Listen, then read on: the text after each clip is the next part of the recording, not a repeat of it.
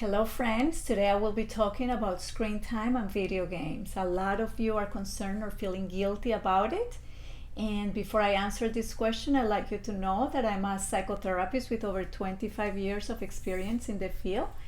And I am a big proponent of parents having their own personal transformation in order to wake up each day and find yourself with the family you want to be with. To me, there is no other relationship that has inspired me to grow, to expand, to thrive, and to triumph more than my relationship with my daughter. It is a journey. It does not happen from one day to the next, but you can get on that road anytime you choose. So I find that's really quite an awesome opportunity that we all have right now, especially with the coronavirus going on and with so much time that we have now at home.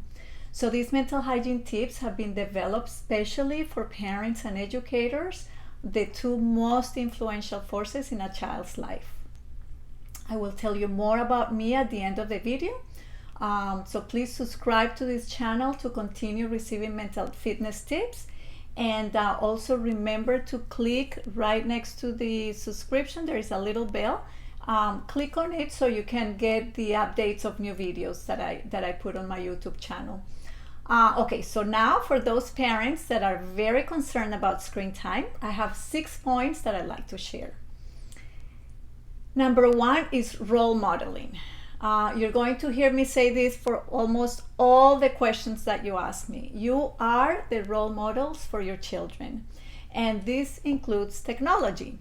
So if you're on your phone checking your emails or social media all the time, and when your child talks to you, you do not hear him, and he has to go, "Mom, mom, mom," you cannot complain too much about how he's managing his screen time, okay? They're learning from you. So that's the first thing that I'm going to ask you to check and take into consideration. Number 2, be a present parent and check your priorities. So in the morning, kind of review with your child what the day would look like. Have them actively participate in the design of their day.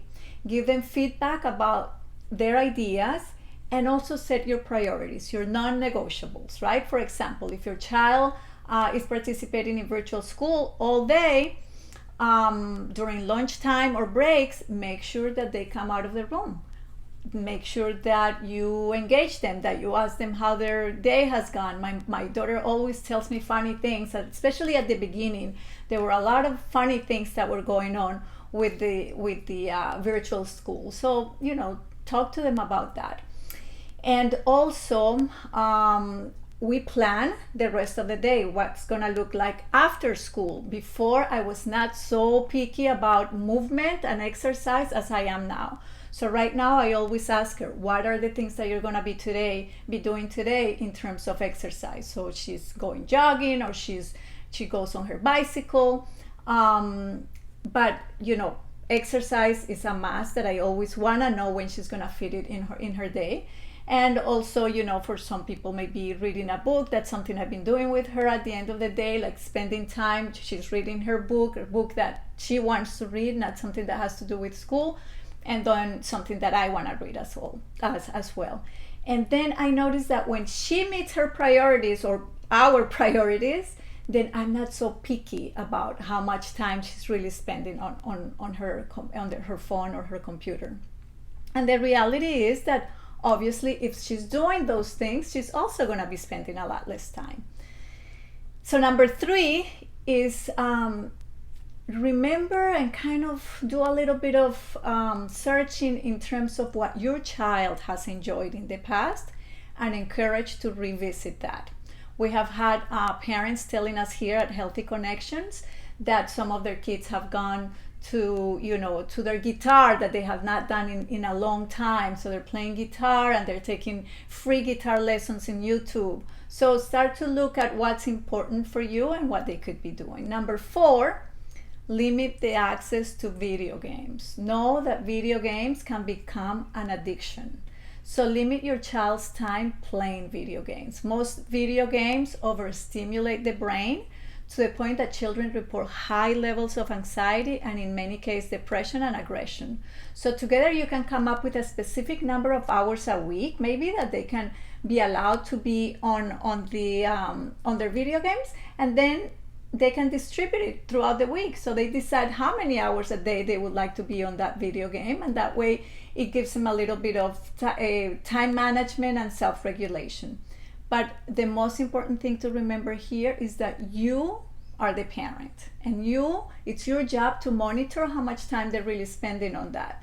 I know that sometimes it's uncomfortable, and we parents do not want conflict sometimes, but you need to look at this. If your child is spending way too much time, it's your job to tell them not to do that anymore, okay? Number 5, these are unusual times. There's always a healthy medium for everything. Lots of screen time is not good for anyone. But if you're working from home nowadays with the coronavirus, and you need to concentrate on your work, then guess what?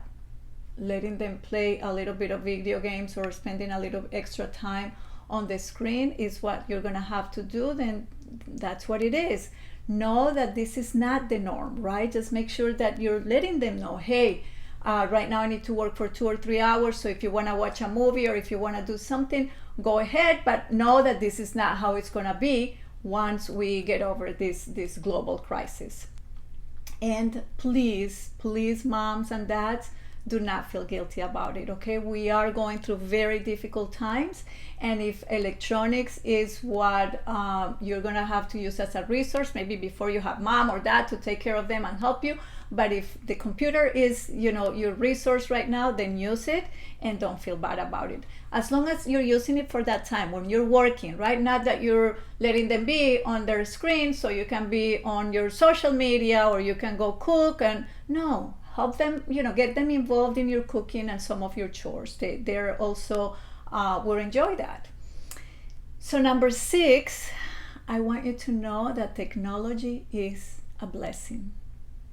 Yes, it is a blessing. Okay, there's a lot of things that when we don't use it right, we see it as a horrible thing. But the reality is that when we learn to manage it responsibly and we teach this to our children, then things actually go really smooth. Imagine what we would all be doing right now if the technology would not exist. So I think one of the important things to teach them is that technology, when it's used wisely, it's an awesome tool to have, and it helps us actually to not feel isolated, right? It helps us to connect with other people. I've had many virtual dinners with my mom. I've had happy hours with my friends. We had a virtual birthday last Thursday. So there's a lot of things that we can do with computers that are very, very healthy. So here at Healthy Connections, we have suggested parents to motivate their children to create a talent show. So the children get a few of their friends and they get together, they put a talent show together, and then they get families together to watch the talent show. So it's been a lot of fun. We've gotten wonderful reviews from that. So I hope these tips are helpful for you. And I will be answering a lot more questions via this video. So please subscribe to my channel and press the notification bell so you know when I update a new video. Please share them with a friend or two. Because we know that when we contribute to someone else's well-being, it brings us meaning and joy to our lives. Feel free to email me any questions, Beatriz@triumphsteps.com. And our center here at Healthy Connections is one of the Miami-Dade County Public Schools contracted mental health agencies, and we're here to help you. My name is Beatriz Martinez-Penalver. I'm a psychotherapist with over 25 years of experience in the field. And I dream of the day when emotional literacy will be an integral part of education. So just like we teach math and science and language arts, we would also teach children how to be happy. This would be a great way to address our current mental health crisis. After all, happiness is a skill that can be learned.